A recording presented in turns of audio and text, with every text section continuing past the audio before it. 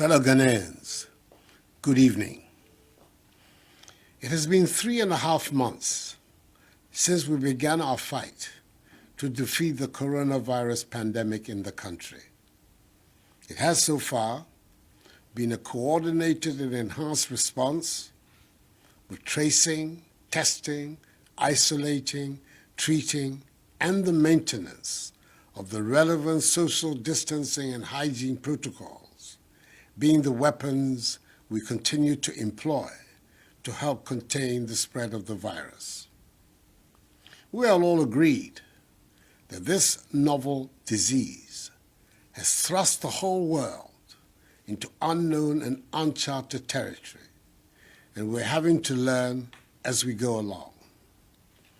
As part of the phased approach to return our lives safely back to normal, final year students in our tertiary institutions return to school on Monday, 15th June, to prepare for and sit their exit exams. 1 week on, it has proved to be a relatively smooth exercise with very few hitches recorded. I thank in particular the Vice Chancellors and other heads of our tertiary institutions for the support and cooperation offered government towards its success. Indeed, decisions like those being taken by the leadership of Sunyani Technical University in the Bono region to sanction students, lecturers, and non-teaching staff who flout the COVID-19 protocols reinforce the collective determination of the majority of Ghanaians to defeat the virus. From tomorrow, Monday the 22nd of June, the next batch of students who will be going back to school, our final year senior high school students, SHS3, and second year Gold Track students. On Thursday, I held consultations with members of both the Conference of Heads of Assisted Secondary Schools, CHAS, and the Association of Principals of Technical Institutes, AFPTI, to agree on the modalities for the return of the students. Despite the short notice for the meeting, I was happy to see the impressive turnout of their executives from all parts of the country, and I'm grateful for the wholehearted cooperation they pledged to government. Like their seniors at the university, SHS3 students will be in school for a total of 6 weeks before sitting for the WASI exams over a period of 2 weeks. SHS2 Gold Track students who are returning to complete their first semester, like their Green Tracks colleagues have done, will be in school for 6 weeks before going on vacation. All 1,167 senior high schools in the country have been fumigated and disinfected.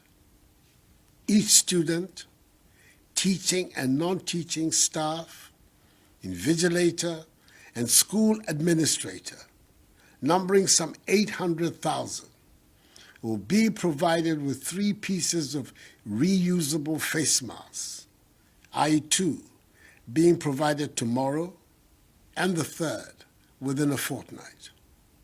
Nonetheless, I encourage parents to provide their wards and children with at least 1 face covering on their way to school.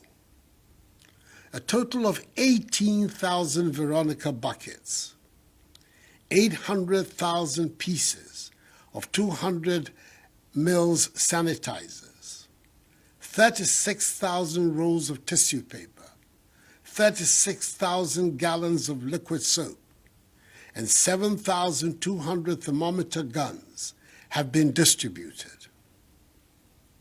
A maximum of 25 students will be permitted in each class. All-day students in schools with boarding houses will be resident in these boarding houses, whilst day students in schools without boarding facilities will commute from home and will be required to adhere to enhanced hygiene protocols. Eating in dining halls will be in appropriate numbers, and no visitors to the schools will be allowed. There will be no mass gatherings and no sporting activities. Religious activities under the new protocols will be permitted. Social distancing and the wearing of face masks are obligatory in our schools. One dormitory block in each senior high school is to be used as an isolation center in the event of a student falling sick. Again, each senior high school has been mapped to a health facility, and care will be provided to the sick by nurses assigned to these schools. Through the National Food and Buffer Stock Company, enough food supplies have been distributed to all schools. Government is also making available 350 buses and 840 pickup vehicles to senior high schools that did not receive vehicles in 2016. For the first time in our nation's history, government will absorb the WASSCE examination fees of the 313,837 students who will sit for the exam. 75.4 million cedis will be spent on this. These SHS3 students, also referred to by some as the Akufo-Addo graduates, are also the first group of beneficiaries of government's free senior high school policy to sit the WASSCE exams. 1.2 million children, the highest such enrollment in our nation's history because of this policy, are currently in senior high schools. Let us pause for a moment to consider what would have happened to the 400,000 more students who have entered senior high school between 2017 and 2019 without this policy in place. We introduced free SHS because history and the experiences of developed nations have shown that the most efficient way to empower the population and thereby guarantee the future of the nation is by investing in education and skills training of the youth. This is because it is the people of Ghana, Ghanaians like you and I, and especially the youth of today, who are going to build Ghana. Without an educated populace, it will be difficult to transition from the status of a developing to a developed nation. Summing it up, that most noble Ghanaian, James Kwegyir Aggrey, said 100 years ago, and I quote, "I want all my people, my countrymen and women, to be educated, and thus render Africa indispensable in intellectual, spiritual, and commercial products of the world," unquote. I take this opportunity to assure all parents and guardians the government is determined to protect the lives of the 800,000 students, teachers, and non-teaching staff who will be returning to school from tomorrow. I will be the last person to put the lives of the Akufo-Addo graduates at risk. It bears repeating that they must all adhere strictly to enhanced personal hygiene and social distancing protocols, regularly wash their hands with soap under running water, refrain from shaking hands, and wear masks to protect themselves and others. These rules apply to all of us. Fellow Ghanaians, the experts told us right at the beginning of this pandemic that whether the virus spreads or not is dependent on our individual behavior. Someone put it graphically that the virus has not got feet and cannot move by itself, and that we humans spread it. The large majority of us continue to adhere to the protocols. Unfortunately, there are some who do not. Others have slackened, and an unacceptably significant number have refused to obey them altogether. In such an atmosphere, if we do not take care, the virus will continue to spread, which will lead to intolerable pressure on our health facilities and caregivers. Each one of us must be part of the fight to stop the spread of the virus. Our approach to dealing with the virus, as I've always said, will be informed by the evolving science and data. At the outset of the pandemic, the scientific community and the World Health Organization, WHO, on 12 January 2020, recommended two main criteria for declaring someone who was tested positive as having recovered from the disease. The first is that you no longer have symptoms, and the second is that you're no longer capable of infecting others. Initially, the scientific thinking was that as long as you continue to test positive, you're capable of infecting others. Hence the requirement for the 2 consecutive negative tests before you're declared as having recovered. This was the science that informed the guidelines that Ghana has so far followed.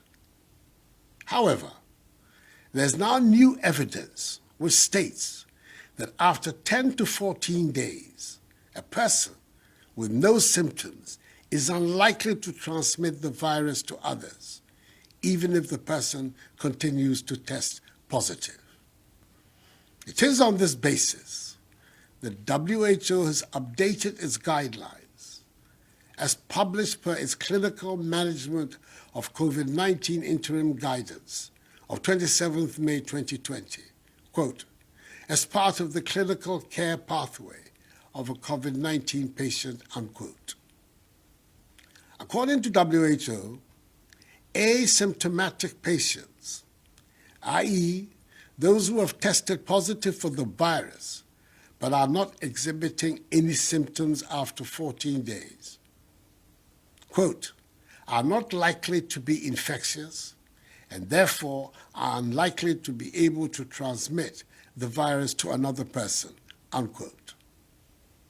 After 3 weeks of analyzing and studying this update and recommendation and situating it in the Ghanaian context, in line with the admonition by WHO to member states, this new patient discharge recovery policy has now been adopted by Ghana, as have some countries in the European Union, Singapore, India, Malaysia, Hong Kong, and Dubai. As of Saturday, 20th June, the total number of positives cumulatively stands at 14,154 out of the 270,300 tests conducted. Under the revised policy, 5,925 persons have recovered and been discharged. This brings the total number of recoveries to 10,473. The number of active cases is at 3,596. In our hospitals and isolation centers, we currently have 24 persons severely ill, 6 persons critically ill, with 4 persons on ventilators. 85 persons have regrettably died. This increased number of persons being discharged from our isolation and treatment centers brings in its wake yet another issue that we have to deal with: stigmatization. It is obvious the stigmatization is adding further dimensions to the already difficult problem of the pandemic. Part of the reason for the spread of the virus is the reluctance of some persons to admit they have tested positive and go into quarantine for fear of being stigmatized, and in the process, continue to be agents of the spread of the virus. Persons who test positive for the virus, once they recover, do not pose any danger whatsoever to anyone, because the scientists tell us that they can no longer spread the virus. As I have said before, there is nothing shameful about contracting the virus, and consequently, we do not have to lose our sense of community because of this pandemic. Fellow Ghanaians, in line with our policy of providing optimal care for the sick and reducing COVID-19 related deaths, government continues to mobilize holding bay, quarantine, isolation, and treatment centers across the country.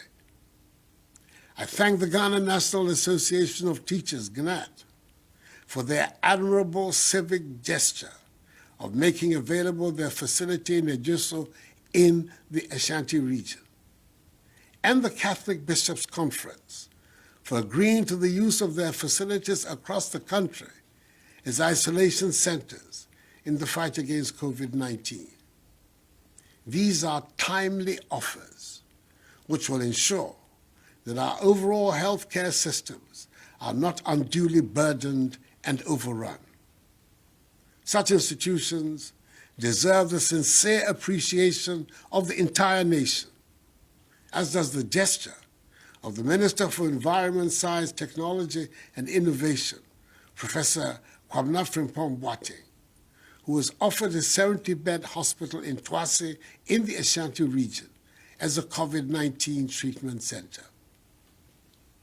As I indicated in my address to the nation last week, the great majority of cases are in the Greater Accra and Ashanti regions. For these two regions, I've approved further investment in the following areas: additional ICU bed facilities in Greater Accra region, a new treatment center for Ashanti region, additional laboratories to strengthen clinical care to allow for real-time results, more medicines, consumables, and equipment, and formal arrangements for a pool of specialist health professionals to complement the respective resident multidisciplinary health teams at various treatment centers. We continue to be indebted to our health workers and express sorrow over the death of Dr. Harry Owusu-Boateng, a pediatrician at the SDA Hospital in Kwadaso, Kumasi, and Sophia Addo, a nurse with the Ghana Manganese Company Hospital in Takwa, who both died in the line of duty. May their souls rest in perfect peace. I also urge the media to continue the positive work of public education they have been engaged in, especially now as restrictions are being systematically eased. Before I conclude, let me remind all Ghanaians, once again, that the wearing of masks is mandatory. Leaving our homes without a face mask, a face covering, or a face shield on is an offense. The police will conduct random checks in the enforcement of this directive. If you are arrested by the police defying this directive, your sanction could be severe.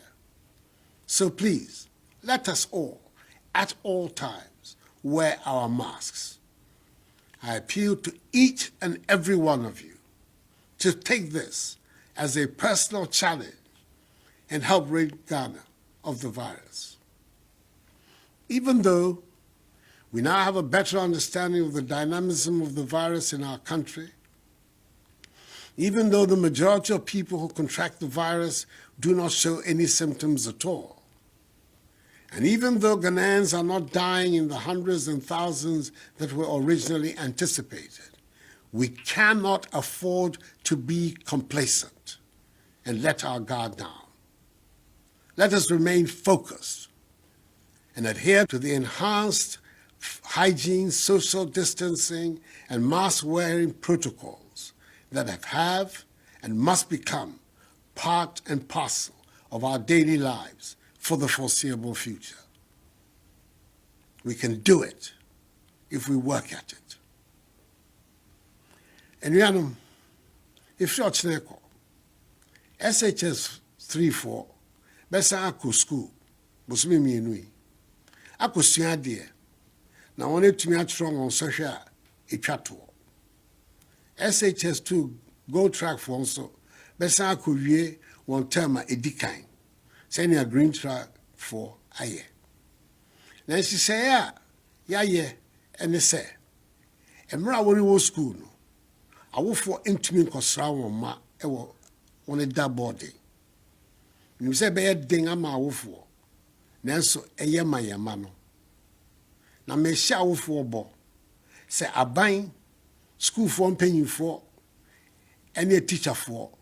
Pressure school for no, so. Abo ho ban sene e fata na woni wie nsohwe na woni asane abefie asomdwe mu bilimpa bo eta wonyina echi na woni twa nsohwe no fe anyame me keje wo SHS 3B ba ya school ka shi no jin enyo kone ameya kaseni ke ha ame exam. SHS 2 go track bi hu baku amese. Ni ameya gbe ame temena tomo green track bi le efe. Milake ibawa ka ha follow yake amenye ameyasra amebiye. No jenyo ne fe. Sinakai bahi ke ha wo school biye. Mi wo nyesiake government amachole onupai ke chole fe ba kwenye bi ojogba koni ka me gba me exam na ba kusa me ke basia ojogba mi sole ha me ni amaye nkunim.